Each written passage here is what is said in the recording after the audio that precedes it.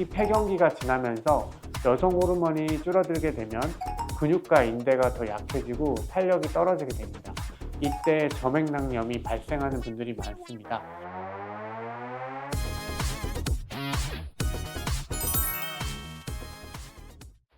우리 몸의 고관절, 그러니까 엉덩이 옆에 쭉 튀어나온 뼈가 있죠. 그걸 이제 대전자라고 부르는데, 그 뼈 위로 몇 개의 근육과 인대가 지나가는데, 그게 계속 마찰이 생기면 염증이 생기고 통증이 발생할 수가 있습니다. 그래서 우리 몸은 이 뼈와 근육 사이의 마찰을 줄여주기 위해서 주머니, 기름 주머니 같은 게 중간에 있는데, 이 주머니가 뼈와 힘줄 근육 사이의 마찰을 줄여주는 역할을 합니다. 이게 바로 점액낭입니다. 그런데 많이 걷거나 계단을 많이 오르내리거나 옆으로 눕는 동작을 반복을 많이 하게 되면 이 점액낭에 염증이 생길 수 있고, 그게 바로 대전자 점액낭염입니다. 옆으로 눕는 자세는 염증이 생긴 점액낭을 가장 직접적으로 괴롭히는 자세입니다. 방금 말씀을 드렸지만 대전자 점액낭염은 엉덩이 옆에 위치합니다. 피부 바로 아래 얕은 위치에 있기 때문에 옆으로 눕게 되면 체중 전체가 좁은 면적의 대전자 부위에 실리게 됩니다. 그러면 이미 염증이 생겨서 예민해진 점액낭 주변을 딱딱한 바닥과 뼈 사이에 두고 직접 짓누르는 꼴이 되어서 급심한 통증을 유발할 수가 있겠습니다. 또한 반대쪽, 옆으로 누웠을 때는 위쪽에 있는 다리는 바닥 쪽으로 툭 떨어지면서 다리가 안쪽으로 모이는 자세를 하게 되는데, 이러한 자세는 허벅지 옆쪽의 장경인대, 이 팽팽해진 인대가 아래쪽에 있는 점액낭을 더 강하게 압박을 하면서 통증을 악화시킬 수 있습니다. 그래서 통증을 줄이는 작은 팁으로는, 만약 옆으로 자는 습관이 있다면 통증이 없는 쪽을 아래쪽에 두고, 그 다음에 다리 사이에는 두툼한 쿠션이나 베개를 끼워서 위쪽에 있는 다리가 떨어지지 않도록 한다면 인대가 당겨지는 힘을 줄여줄 수 있어서 점액낭에 가해지는 압박을 크게 완화시킬 수가 있겠습니다. 쉽게 구분할 수가 있습니다. 일단 통증의 위치가 다릅니다.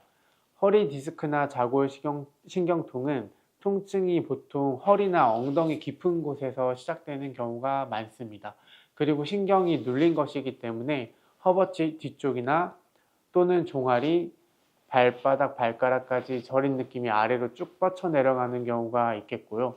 하지만 대전자 점액낭염은 통증이 고관절 바로 바깥쪽, 가측, 뼈 근처에 집중되게 되어 있습니다. 통증이 무릎 근처까지도 내려갈 수는 있겠지만 발바닥까지 저린 경우는 거의 없습니다. 둘째로 아픈 부위를 눌렀을 때 반응이 다릅니다. 눌러서 그 부위가 아픈 것을 압통이 있다고 하는데, 허리 디스크나 자골신경통은 엉덩이 옆쪽 뼈를 눌러도 그 부위가 특별히 더 아프지는 않습니다. 원인이 허리 쪽 척추에 있기 때문입니다. 하지만 대전자 점액낭염은 통증 부위의 대전자뼈 부근을 손가락으로 꾹 눌렀을 때 깜짝 놀랄 정도로 심한 압통이 발생합니다. 이것이 점액낭염의 가장 대표적인 특징입니다. 그리고 자세에 따른 통증 양상도 조금 다릅니다. 허리 디스크는 보통 허리를 앞으로 숙일 때 통증이 심해지고, 누워서 다리를 곧게 펴고 들어 올릴 때 다리가 당겨져서 많이 올라가지가 않는데, 대전자 점액낭염은 허리를 숙이는 것과는 큰 상관이 없고요. 대신에 옆으로 누울 때, 그리고 의자에서 앉아있다가 일어날 때, 다리를 꼬고 앉을 때 골반 옆쪽에 통증이 발생하는 경우가 있겠습니다. 가장 근본적인 이유로 첫째로 바로 골반의 넓이 때문입니다. 여성은 아이를 출산하기 때문에 남성보다 골반이 옆으로 더 넓게 발달해 있습니다. 이렇게 골반이 옆으로 넓게 되면은 다리뼈가 골반에서 무릎으로 내려갈 때 꺾이는 각도, 전문용어로 Q 앵글이라고 하는데, 이 Q 앵글이 커지게 됩니다. 각도가 크다 보니 허벅지 옆을 지나는 큰 근육과 인대들이 골반 옆쪽을 더 강하게 압박하게 되고 마찰을 일으킬 수가 있게 되는 겁니다. 구조적으로 점액낭염에 염증이 생기기 더 쉬운 환경인 겁니다. 그리고 둘째로 엉덩이 근육, 특히 중둔근의 힘 차이입니다. 골반이 흔들리지 않도록 잡아주는 역할을 하는 게 바로 엉덩이 근육인데, 보통 상대적으로 여성분들이 남성에 비해 근육량이 적은 경우가 더 많습니다. 엉덩이 근육이 약해지면 걸을 때마다 골반이 위아래로 심하게 흔들리게 되고, 그때마다 옆쪽의 점액낭도 계속해서 마찰이 생길 수 있고 쓸리고 자극을 받을 수 있습니다. 결국 염증이 생길 확률이 높아지는 겁니다. 그리고 마지막으로 호르몬적인 변화도 무시할 수는 없는데, 특히 폐경기가 지나면서 여성 호르몬이 줄어들게 되면 근육과 인대가 더 약해지고 탄력이 떨어지게 됩니다. 이때 점액낭염이 발생하는 분들이 많습니다. 여기에는 평소 옆으로 누워서 자는 습관까지 겹치게 된다면 넓은 골반 때문에 대전자가 바닥에 더 세게 눌리면서도 점액낭을 밤새도록 계속 누르고 괴롭히게 되고 결국 염증이 발생할 수가 있습니다. 결론부터 말씀드리면 대전자 점액낭염은 초음파로 아주 명확하게 진단이 가능합니다.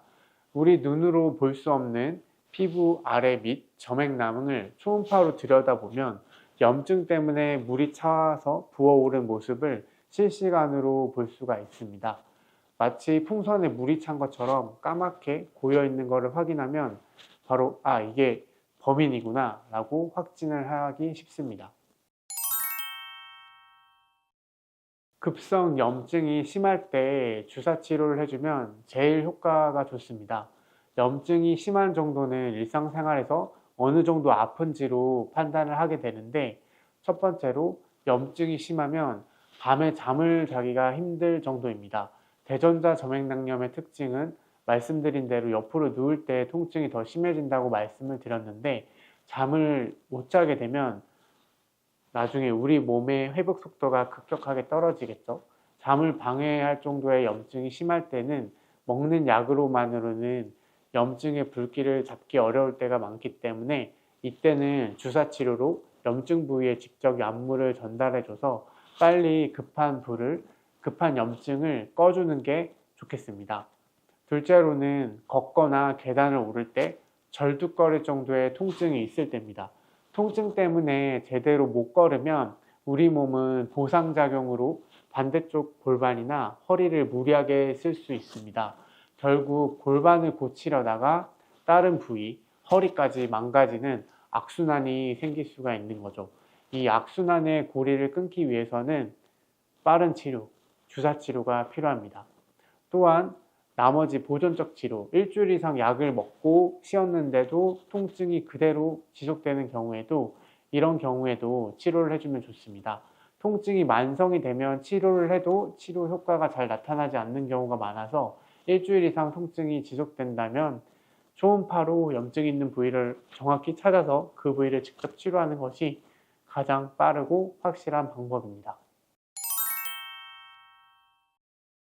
대전자 점액낭염은 결국 마찰 때문에 생기는 병입니다. 재발을 막기 위해서는 문제의 원인이 되었던 행동이나 습관을 안 하는 것이 가장 중요한데, 첫 번째로 나쁜 습관 중에 하나인 짝다리 짚기를 피하는 게 좋습니다. 서 있을 때 한쪽 골반으로만 무게를 지탱하면 대전자 부위의 근육과 점액낭이 엄청난 압박을 받을 수 있습니다. 다리를 꼬고 앉는 것도 마찬가지입니다. 골반이 틀어지면서 한쪽 점액낭 쪽에만 계속 짓눌리는 압박이 가해질 수가 있겠습니다.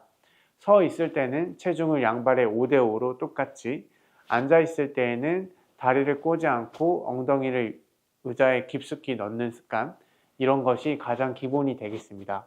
둘째로는 옆으로 누워 자는 습관을 피하는 게 좋습니다. 아픈 쪽을 밑으로 해서 옆으로 누워 자게 되면은 밤새도록 내 체중이 그 작은 점액낭을 꾹 누르게 되는 겁니다. 염증이 가라앉을 틈이 없겠죠. 옆으로 누워 자는 습관을 바꾸기가 어렵다면 그때는 다리 사이에 두툼한 베개나 쿠션을 끼워줘서 위쪽 다리가 아래로 처지는 걸 막아주는 것도 좋습니다. 세 번째는 조금 의외로 생각하실 수 있는데요. 바로 너무 열심히 하는 운동입니다. 엉덩이 근육이 중요하다고 하니까 아픈데도 참고 사이드 레그 레이즈, 다리를 옆으로 들어 올리는 그런 운동을 마구 하시는 분들이 계시는데, 통증이 있을 때는 운동보다는 충분한 휴식과 가벼운 스트레칭이 먼저가 되겠습니다.